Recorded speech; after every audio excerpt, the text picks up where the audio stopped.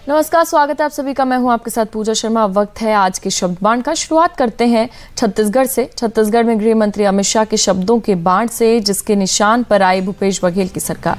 अमित शाह ने कहा है कि उनकी सरकार आई तो छत्तीसगढ़ से नक्सलवाद को खत्म कर देंगे। साथ ही ये भी कहा है कि सीएम बघेल ने छत्तीसगढ़ की जनता से वादा खिलाफी की। जो वादे 5 साल पहले किए वो पूरे नहीं किए। अमित शाह ने कहा कि बघेल के राज में अरबों के घोटाले हुए, यहाँ तक कि गाय के गोबर का पैसा भी बघेल का खा गए। भूपेश बाबू बताओ, आपकी सरकार थी केंद्र में 10 साल तक, यूपीए की सरकार थी, कितना रुपया देते थे जनजातीय मंत्रालय को? भूपेश बाबू, आपने क्या किया? शराब बेचने की दुकानें खोली और 2000 करोड़ का घोटाला किया। मैंने तो बहुत घोटाले सुने भाई, मगर गाय के गोबर में 1300 करोड़ खा जाए ऐसा आदमी मैंने आज तक नहीं देखा है।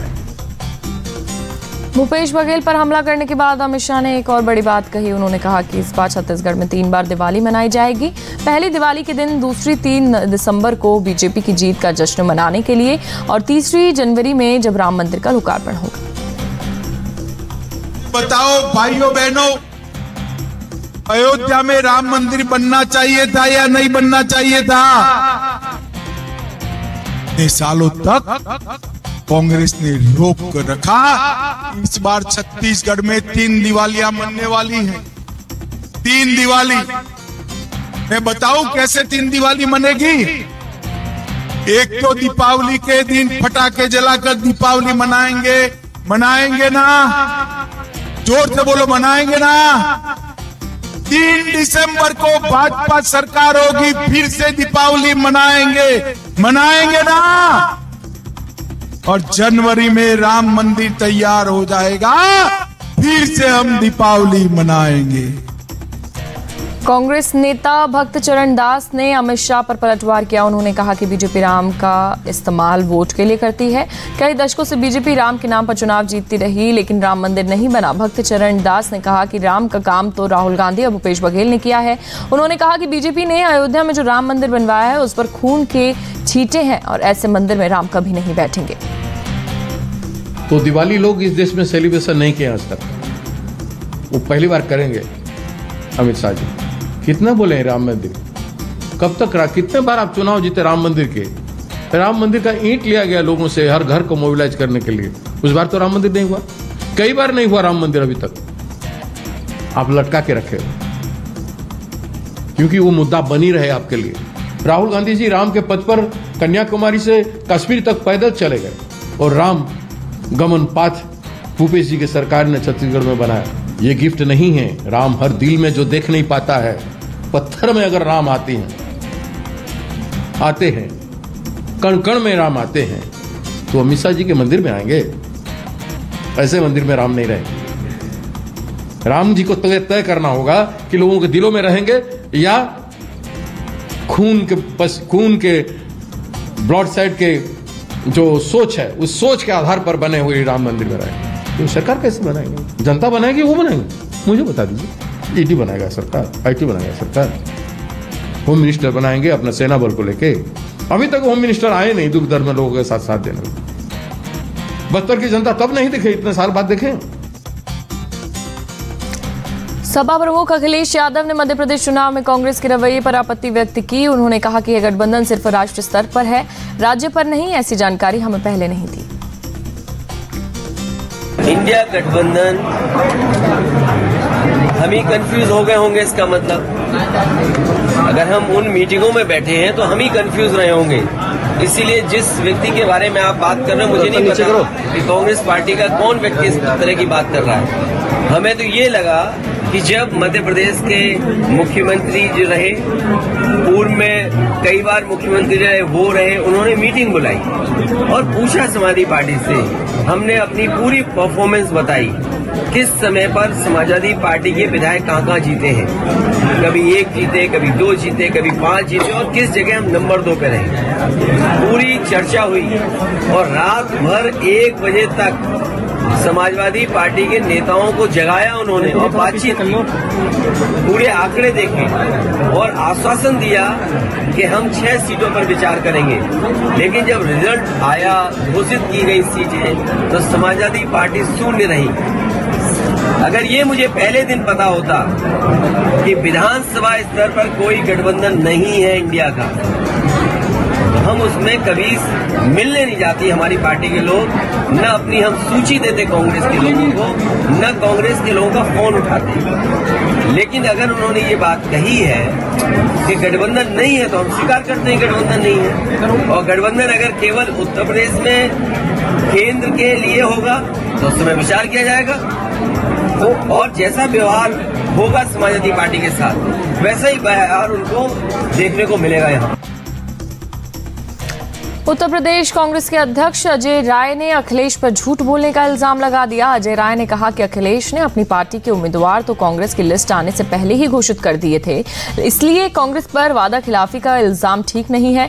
अजय राय ने यह भी याद दिलाया कि घोषी के बाद इलेक्शन में समाजवादी पार्टी कांग्रेस की मदद से जीती, इसलिए अब अखिलेश को भी बड़ा दिल दिखाना चाहिए। बीजेपी के खिलाफ कांग्रेस की मदद करनी चाहिए। बात आई है कि भाई राष्ट्रीय स्तर का गठबंधन होगा कि प्रदेश स्तर का गठबंधन होगा, ये मेरी जानकारी में नहीं है। पर एक बात जरूर मैं कहना चाहूँगा कि जब ये प्रत्याशी घोषित हुए, आप 6 प्रत्याशी की बात करते हैं, 7 कैंडिडेट तो आपने पहले ही घोषित कर दिया था, तो उसमें बात सामने आ गई ना कि 6 चाहते थे कि ज़्यादा चाहते थे। कौन सही बोल रहा है कौन गलत बोल रहा है, सामने बातें आ गई। हम इतना ही कहना चाहेंगे आदरणीय अखिलेश जी से और समाजवादी पार्टी के नेताओं से कि आप बड़ा मन करिए, और जैसे हमने घोषी में बड़ा मन करके आपका समर्थन किया, आपको चुनाव जिताया, उसी प्रकार आप बड़ा मन करके मध्य प्रदेश में भी कांग्रेस पार्टी का समर्थन करिए। मेरे लिए जो भी उनके मन में शब्द हो या जो बातें वो करें, मैं उसको स्वीकार करता हूं, पर इतना ही हाथ जोड़कर कहूंगा कि अगर भारतीय जनता पार्टी को हराना है तो आपको मध्य प्रदेश में कांग्रेस का समर्थन करिए। राजस्थान में इलेक्शन करीब आ रहे हैं, लेकिन कांग्रेस की लिस्ट अभी तक नहीं आई। दिल्ली में कांग्रेस की सेंट्रल इलेक्शन कमेटी की मीटिंग हुई। इस मीटिंग में राजस्थान के मुख्यमंत्री अशोक गहलोत और कांग्रेस की राजस्थान यूनिट के अध्यक्ष गोविंद सिंह डोटासरा मौजूद थे। गहलोत ने सचिन पायलट का खुलकर नाम लिया और कहा कि पुरानी बात अब खत्म हो गई है, वो राजस्थान में मिलकर इलेक्शन लड़ रहे हैं। ये विपक्ष को तकलीफ है जो फैसले हो रहे हैं पार्टी के अंदर सिलेक्शन के प्रोसेस से, उनको तकलीफ भी हो रही है। इनके झगड़े क्यों नहीं हो रहे हैं? आप सचिन पायलट की तरफ इशारा कर रहे होंगे। जितने फैसले हुए हैं सबकी राय से हुए हैं, सबकी राय हो। जो भी सचिन पायलट साहब के जो हमारे सपोर्टर भी होंगे, उन सबके फैसलों में भागीदार बन रहा हूँ, उनके पक्ष में। हम तो एकजुट हैं। जब उनके साथ लोग गए थे, उनकी टिकट सब क्लियर हो रहे हैं करीब करीब। उससे बड़ा उदाहरण क्या मैं दे सकता हूँ आपको? एक टिकट पे भी मैंने ऑपरेशन नहीं किया हो मीटिंग के अंदर, उससे अंदाज कर लीजिए कितनी प्रकार की हमारी कितनी प्यार मोहब्बत आपस के अंदर है। वो जो गए हैं, कहीं गए हैं, अभी क्राइटेरिया सिर्फ एक है, वो है विनिबिलिटी क्राइटेरिया है। वो सब बातें हम भूल चुके हैं। हम सब एक होकर इलेक्शन लड़ना चाहते हैं। एमएलए के खिलाफ में जो है 4 करप्शन के भी हैं और मतलब उनके खिलाफ में एंटी गवर्नमेंट है। ये है, लोग उम्मीद करते हैं बहुत टिकट कटेंगे। टिकट तब करते हैं जब उसका विकल्प हो वहाँ पर। राजस्थान से बीजेपी के एमपी और जयपुर की झोटवाड़ा सीट से उम्मीदवार राज्यवर्धन राठौर ने कहा कि पूरे 4.5 साल तक गहलोत और पायलट में खींचतान मची रही। अब चुनाव आया है और हार सामने दिख रही है, इसलिए एक साथ होने की बात कह रहे हैं, लेकिन राजस्थान की जनता अब इन पर भरोसा नहीं करेगी। अब किस लिए साथ में आए हैं? स्वार्थ के लिए साथ में आए हैं। चुनाव आ रहे हैं इसलिए साथ में आए हैं। और कितने साथ में आए हैं? तो लिस्ट क्यों नहीं जारी कर रहे? भाई हम साथ साथ हैं तो हमारी लिस्ट ये रही, लेकिन हम साथ साथ नहीं हैं, आपकी लिस्ट ही नहीं बाहर आ रही।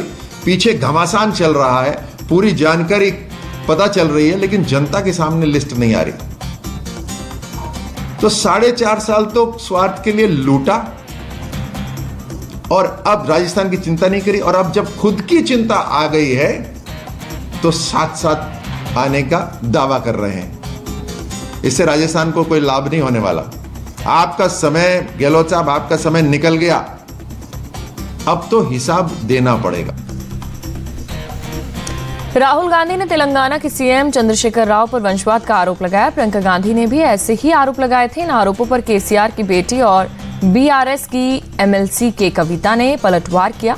उन्होंने कहा कि राहुल और प्रियंका के मुंह से ऐसी बातें अच्छी नहीं लगती। जो खुद परिवारवाद की उपज है वो दूसरों पर वंशवाद का आरोप लगाएं, इससे बड़ा मजाक क्या हो सकता है। Priyanka Gandhi are you talking about?